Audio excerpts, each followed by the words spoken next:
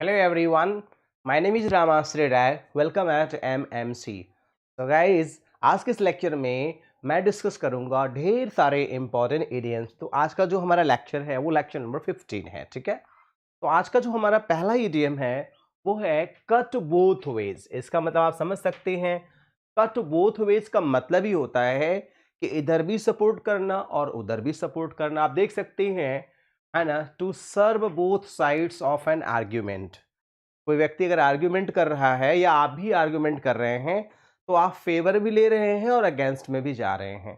जैसे मान लो for an example किसी में लड़ाई हो जाए पति पत्नी के बीच में, तो आप इन पति की तरफ से भी बोल रहे हैं और पत्नी की तरफ से भी बोल रहे हैं, लाइक दैट, ठीक है। Okay, to harm both the parties. आप इस तरह से कह लीजिए कि दोनों पार्टीज को आप हार्म कर रहे हैं। जैसे फॉर एन एग्जांपल अगर आप ब्लेड को देख लो तो ब्लेड क्या है, दोनों तरफ से हार्म कर सकता है, ठीक है। दोनों तरफ से ये कट कर सकता है, दोनों तरफ से आपके पर्पस को सर्व कर सकता है, ठीक है।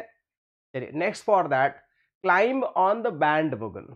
तो ध्यान दीजिएगा, बैंड वोगन जो ईडीएम है इसका अर्थ क्या होता है, कोई ऐसी पॉपुलर एक्टिविटी जो समाज में चल रही हो, जो समाज में हो रही हो, ठीक है। देखिए लिखा है, when people climb on the bandwagon they do something because it is popular and everyone else is doing, है ना। वह व्यक्ति, हर व्यक्ति कर रहा है, बहुत फेमस है। Jump on the bandwagon, same वही चीज है, राइट। तो जंप ऑन द बैंडवैगन मतलब होता है कि to support something that is, देखिए wait a minute please, to support something that is very much popular. देखिए लिखा है ना, जंप ऑन द बैंडवैगन का मतलब होता है ज्वाइन अ पॉपुलर ट्रेंड और एक्टिविटीज, कोई ऐसी ट्रेंड और एक्टिविटी जो बहुत ज्यादा पॉपुलर हो, ठीक है।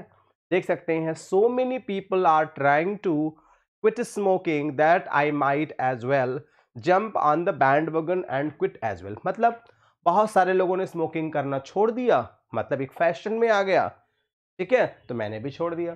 सब करने लगे थे तो मैंने भी करना शुरू कर दिया था। तो आप एक इमेज को देख के समझ सकते हैं। देखिए ये बैंड, बैंड के साथ वैगन गाड़ी होता है और लोग मजा ले रहे हैं, हंस रहे हैं, गा रहे हैं, नाच रहे हैं। तो एक तरह से फैशन हो जाता है, फैशन ऑफ द डे। देखिए अगला इडियम्स है डेवी जॉन लॉकर्स। तो डेवी जॉन लॉकर्स क्या होता है, समुद्र में कोई एक ऐसा स्थान जहां पे ढेर सारी नावें, बहुत सारे नाविक डूब के मर चुके हों, जिसे हम सी बेड भी कह सकते हैं। देखिए लिखा भी है, Davy John locker is a metaphor for the bottom of the sea, the state of death among drowned sailors and shipwreck. It is used as euphemism for drawing or shipwrecks in which the sailor and the ship's remains are consigned to the depth of the ocean. Depths of the ocean लिखा हुआ है, इसे हम कहते हैं to be sent to Davy, है ना, Johns locker भी कहते हैं, ठीक है। देखिए टू बी ड्रॉन्ड एट सी, कोई व्यक्ति जो समुद्र में डूब के मर जाता है उसे कहते हैं। देखिए लिखा भी, अगेन एक डेफिनेशन है, देखिए लिखा भी है कि डेवी जॉन्स लॉकर, है ना, refers to the sea bed. इसे हम एग्जाम में सी बेड के नाम से भी आ सकता है। वेयर संकेन, देखिए लिखा है ना, where sunken ships and drowned and sailors lie, बहुत सारे सेलर और शिप्स वहां पे पड़े हुए हैं। देखिए आपको एक इमेज के माध्यम से मैं दिखाता हूं, आप देख सकते हैं। द नेक्स्ट वन इज, देखिए क्या लिखा है कि बहुत सारे, देखिए आप देख सकते हैं इस इमेज में बहुत सारे जहाज यहाँ पे पड़े हुए हैं, बहुत सारे नाविक पानी के अंदर मर चुके हैं, ठीक है। नेक्स्ट है ग्रिस्ट फॉर द मिल। तो ग्रिस्ट फॉर द मिल का जो इडियम्स होगा इसको आप याद कर सकते हैं, to be useful for one's purpose, कोई चीज अपने लिए ही लाभदायक हो, ग्रिस्ट फॉर द मिल्स होता है, ठीक है। बहुत सिंपल सा है डेफिनेशन इसका। नेक्स्ट है throw a spanner in the works, है ना, throw a spanner in the work. For an example, कोई काम चल रहा है या कोई ऐसी चीज फेंक देना जिससे क्या हो जाए, चीजें डिस्टर्ब हो जाए। स्पैनर क्या होता है आप जानते हैं, स्पैनर वो होता है जैसे जो साइकिल बनाने वाला एक रेंच होता है, कहीं मशीन चल रही है आपने उसमें फेंक दिया तो वो काम क्या हो जाएगा, स्टॉप हो जाएगा। तो इसका मतलब कि to disturb an execution of an operation, किसी ऑपरेशन में समस्याएं ला देना। इसे आप यूं भी कह सकते हैं कि गाड़ी के आगे काट रख देना, भाई गाड़ी जा रही है आपने काट रख दिया, इसका मतलब आपने रुकावट डाल दिया। आगे समझाते हैं आपको। देखिए लिखा, देखिए दिखा ना, स्पैनर है जो साइकिल बनाने वाले रेंच वगैरह यूज करते हैं, देखा होगा आपने। तो इसका मतलब देखिए लिखा है we should be able to complete our project this week as long as we nobody throw a spanner in the works. ठीक है, तो to do something that prevents a plan or for succeeding, है ना। आप देख सकते हैं कोई प्लान या कोई चीजें हो जो सक्सीडिंग हो, जो ठीक सामने हो। ठीक है, यू कैन अंडरस्टैंड वेल, मतलब कोई ऐसा to do something that prevents a plan from succeeding, कोई ऐसा काम कर देना जो प्लान में रुकावट है। आप देख सकते हैं कि ये मशीन आराम से चल रही थी, किसी ने स्पैनर डाल दिया और देखिए ये मशीन अब रुक गई है, अब ये मशीन आगे नहीं चलने वाली है। Put a spanner in the works. Clear है? चलिए let's go for the next. अब देखिए अगला जो इडियम्स है, to wait for the cat to jump. आप देख सकते हैं माने कैट को जंप करने के लिए इंतजार करने का मतलब क्या होता है, to plan after seeing what other people do. मतलब यह देखना कि लोग जैसे करेंगे वैसे मैं भी करूंगा, मतलब दूसरे की कॉपी करना, दूसरे का अनुसरण करना। आप देख सकते हैं इस कैट को, है ना। To plan after seeing what other people do, और लोग क्या करते हैं इसी का अनुसरण करना।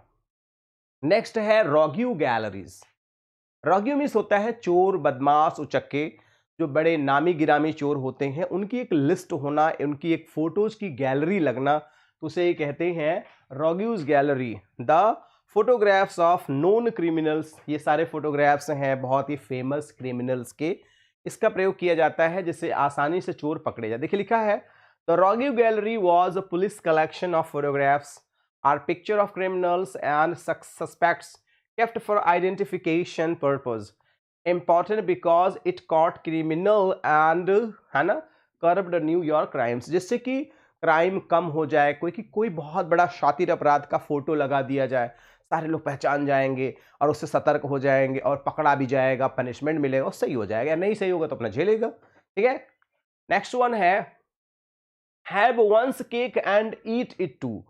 जैसे होता है ना केक खाने को भी मिले और ले जाने को भी मिल जाए, इसका मतलब दोहरा लाभ हो गया आपका। लिखिए to want to have the benefits of the both alternatives, मतलब दोहरा लाभ। दोनों अल्टरनेटिव लाभ मतलब दोहरा लाभ बोलते हैं। देखिए बच्चा केक खा भी रहा है और केक की तरफ देख भी रहा है। ठीक है, नेक्स्ट वन है प्ले पॉशम का मतलब क्या होता है।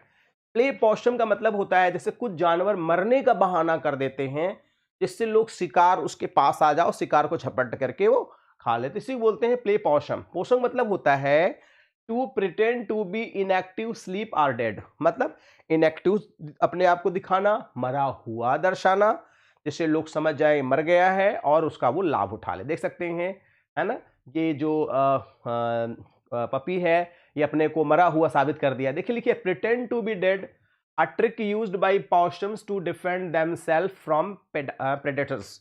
आप ध्यान दीजिएगा, बहुत लोग जैसे किसी को आपने एक चाटा मारा और वो गिर गया, ये दर्शाने लगा कि अब मैं मर गया, अब मुझे कोई नहीं मारेगा, तो ज्यादा मार खाने से वो बड़े आराम से बच जाता है। ठीक है, तो ऐसा भी ट्रिक लोग यूज करते हैं। टू कनाइव्स एट भी होता है। देखिए ये मैडम शेर को गोली मारा इन्होंने, शेर ने ये दर्शा दिया कि मैं मर गया, जब इसके पास आती है तो शेर इनको दौड़ के खा लेता है। ये प्ले पॉशम करता है।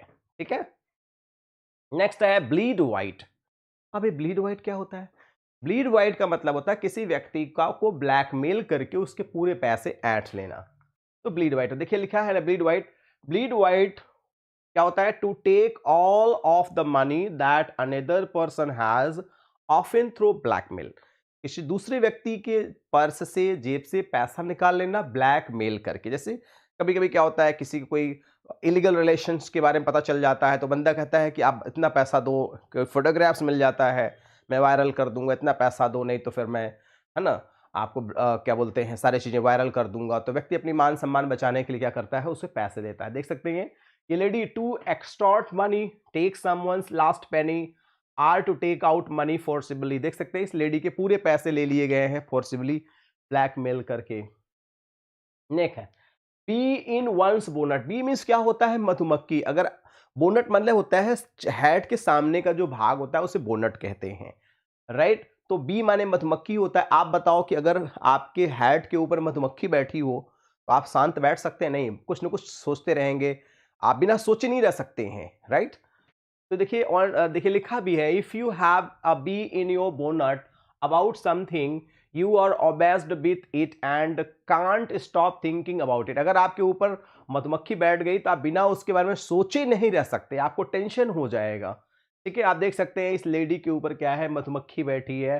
Have a bee on one's bonnet, इनके देखिए बोनेट में हैट के ऊपर बी है ना। To keep talking about something again and again, उसके बारे में बार बार सोचना, बार बार बोलना, मतलब उसी के बारे में चिंतित हो जाना ही बोलता है।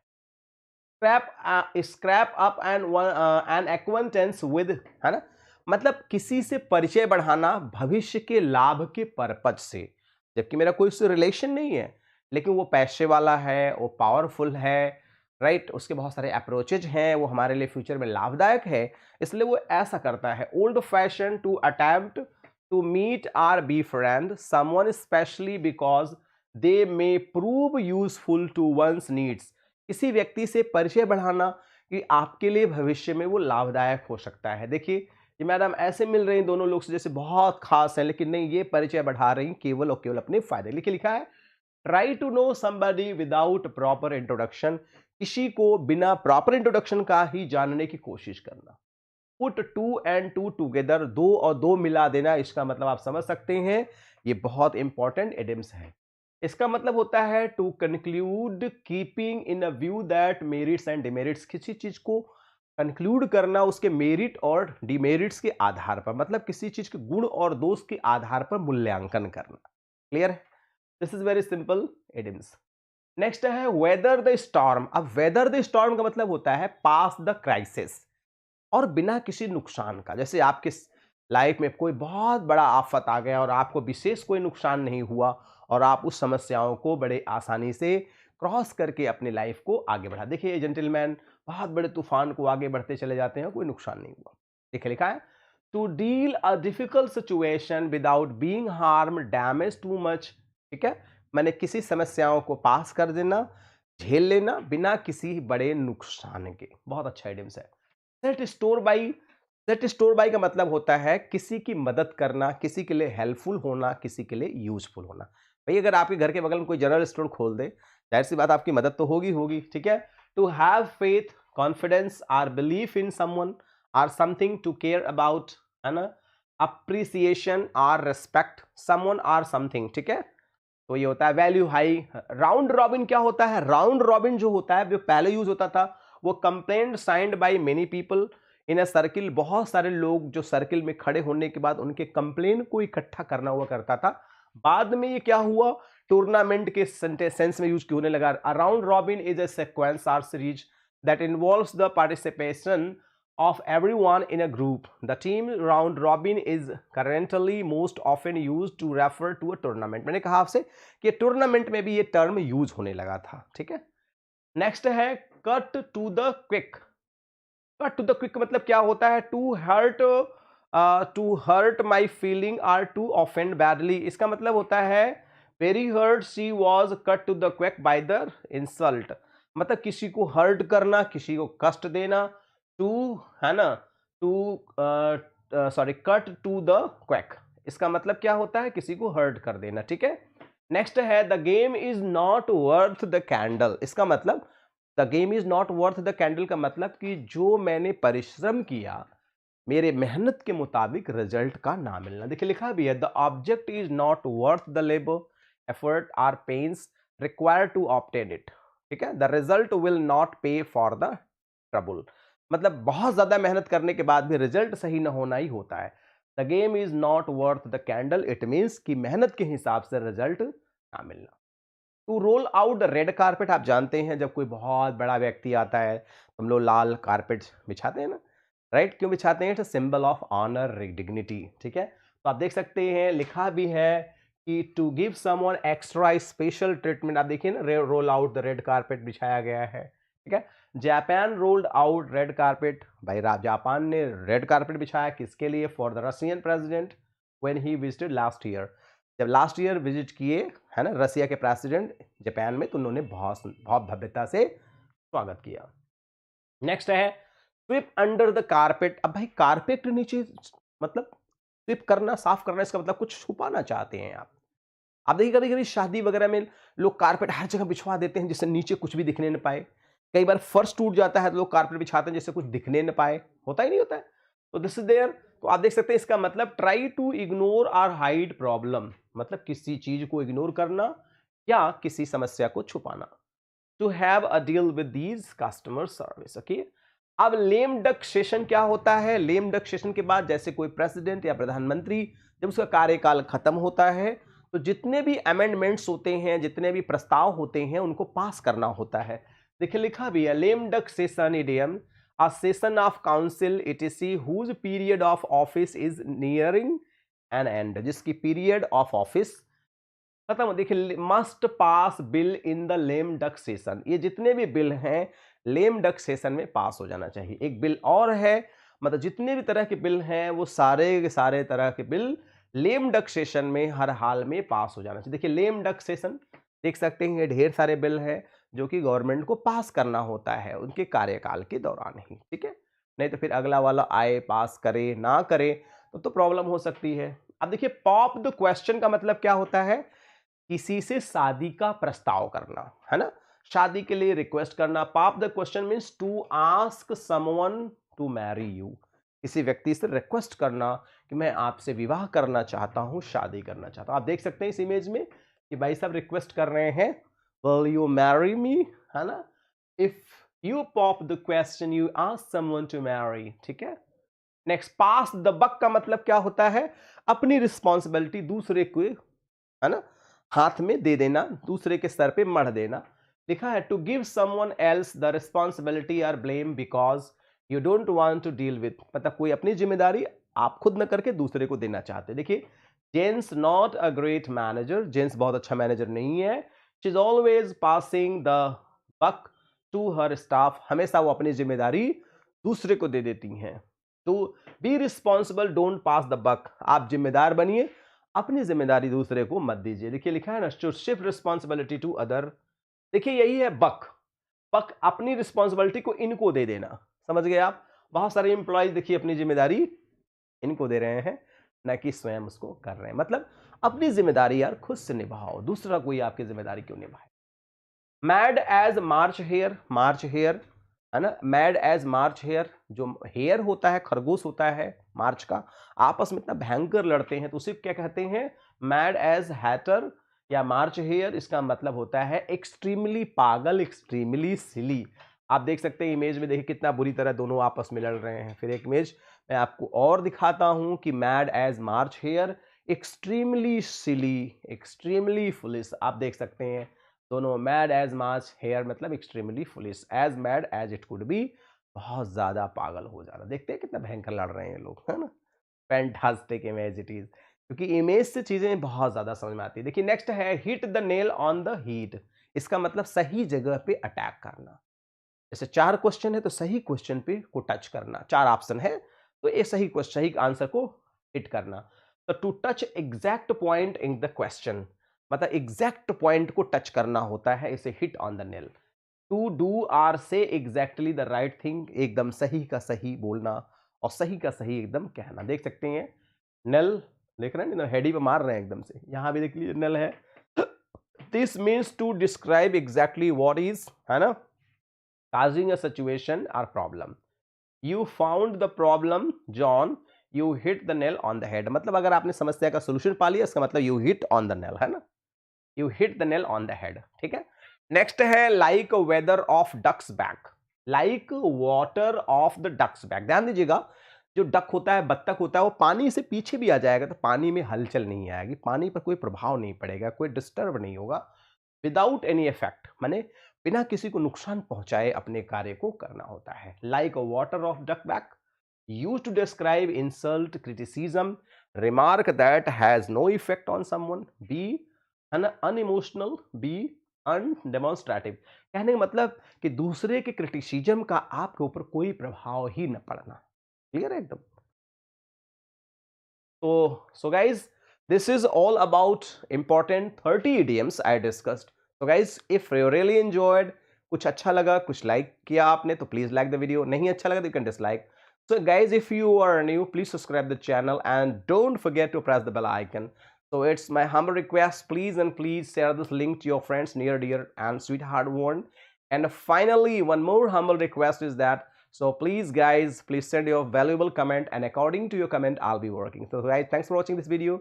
Good day all, and take care all. Thank you so much.